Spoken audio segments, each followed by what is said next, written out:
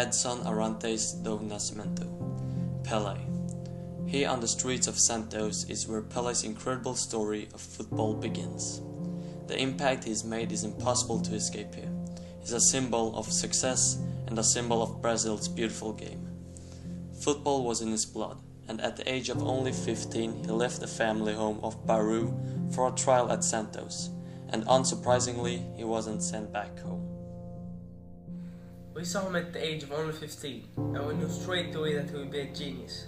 He was just a kid, but was already training with the professionals, and after only one training, they signed him up.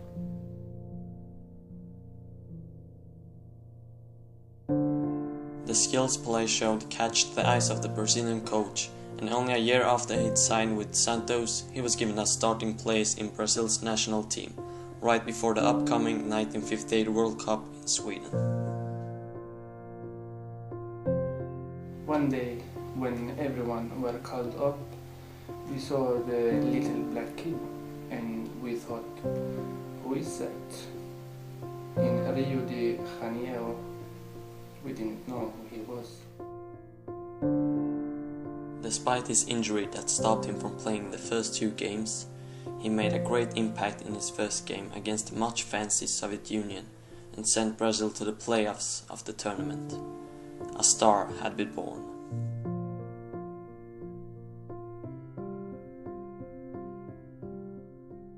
This goal against Wales was enough to secure a quarter-final win. And he followed that by a hat-trick in the semi-finals against France.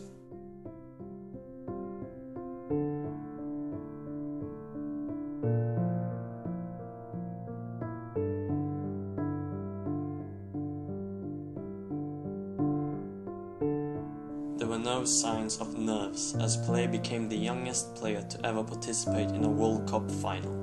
After taking a 2-1 lead against the hosts, Sweden, Pelé then did this when he scored Brazil's third goal. The Europeans saw a trick which we in Brazil called the hat. Back then, the Europeans had never seen anything like that.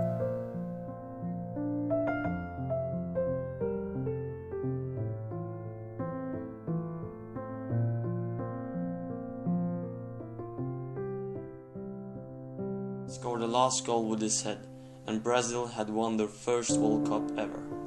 The emotions were too big to hold back for the young Brazilian kid.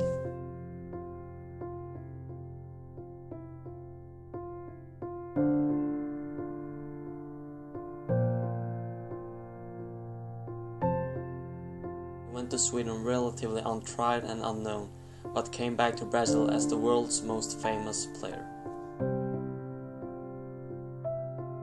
After 1958, Pelé and Santos were all over the world, and everyone wanted a ticket to the greatest show in town.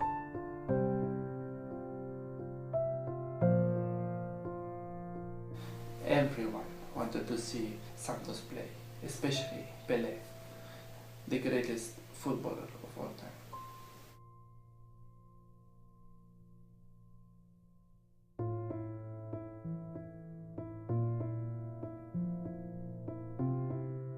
Four years after the World Cup in Sweden, Brazil now traveled to Chile to defend their title. Pelé was now the central figure and showed why in the opening game against Mexico, where he did an amazing goal.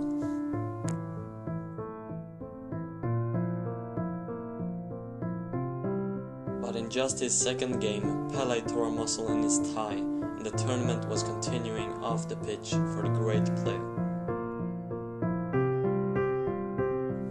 While Pelé was off the pitch, Garrincha stepped up and showed his incredible skills, and thanks to him they made it all the way to the final, where they won against Czechoslovakia. Pelé was simply happy that Brazil won.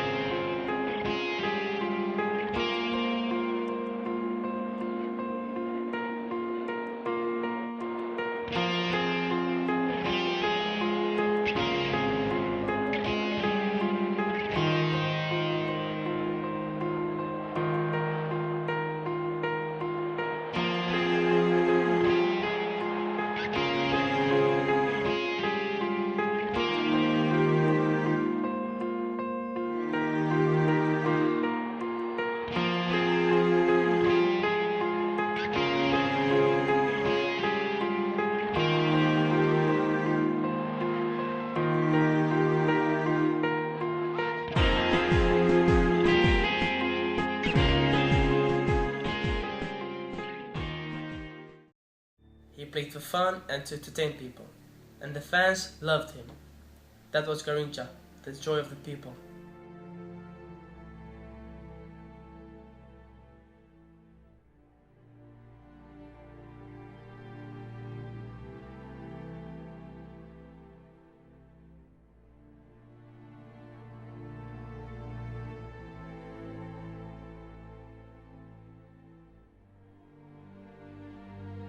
He was like a child in an adult's body. He took nothing serious and joked all the time.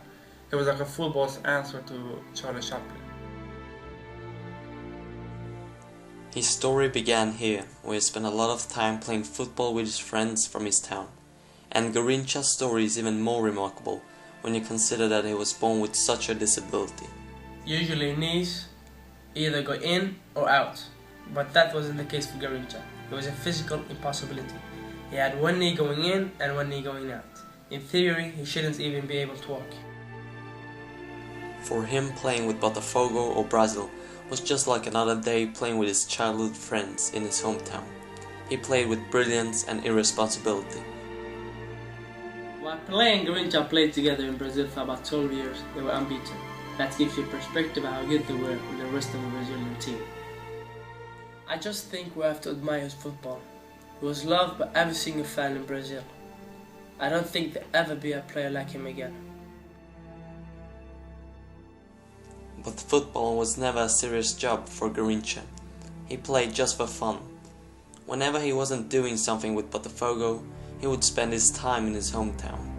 He loved it there. Sometimes he would be missing from a training, only to be found playing barefoot with his friends in Pau Grande. A match on Sunday, play with his friends on Monday, get drunk on a Tuesday, appear hangover on Wednesday, train on Thursday, dance on Friday and rest on Saturday before his game on Sunday. As the 1962 World Cup started, Garrincha played incredible. After Pelé getting injured, he realized that I'm not just a part player, I'm the star now. He did things that I had never seen anyone do before. Incredible. He practically carried the team on his back. But as he was on the top of his career, things would take a drastic downturn. After that World Cup, it was never the same again. Garrincha had a knee injury, from which he would never truly recover again. But as he became the star of the team, Botafogo wanted him to play even more, and his knees started to get weaker. All the injections and medication for his injuries finished him. He couldn't fight it anymore. The pain got worse, and there had to come a time when he just had to stop. He was now a totally different player, and no longer drinking for pleasure. When he stopped playing, depression began to sink in, and in 1969 he suffered a car crash that instantly killed his mother-in-law. Garrincha bled himself and tried to take his own life twice. On January 20th, 1983, Garrincha died at the age of only 49, and Brazil had now lost one of the best football players of all time.